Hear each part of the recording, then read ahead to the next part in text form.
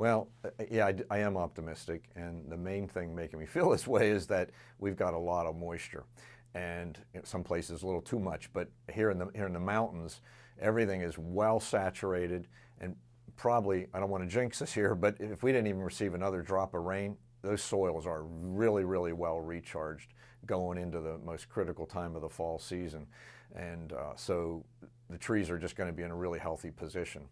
So that's the major thing. Okay. All right. Well, let's talk a little bit more about that. Since we have had so much rain this year, in general, what kind of impact does that have on a vibrant display of color?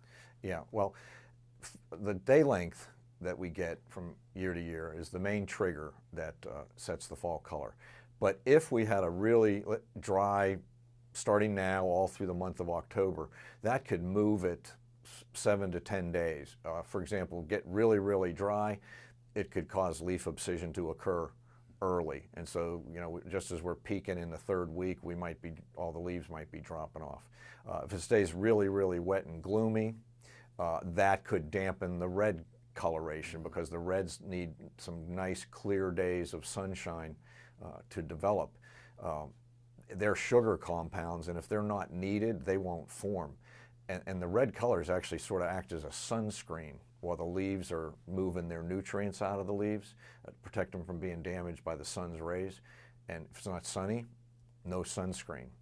So drought could move it up if it's severe enough that the leaves come off, and too much rain and not enough sunshine could dampen red colors. It was warmer, but it stayed pretty wet.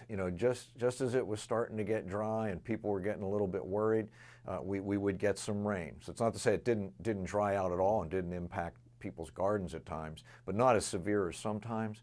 And so I don't see any reason to think that the trees are in any kind of stress going in.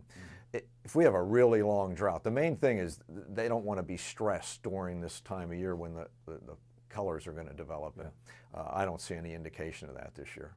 Yeah, I think it's going to be good. People should be looking at their calendars and picking a good Saturday or Sunday. Shoot for the end of the third week through the end of October, rather, and plan your trip accordingly. Check the weather and pick a good day when the sun's out, because the colors look a lot better when there's sunshine.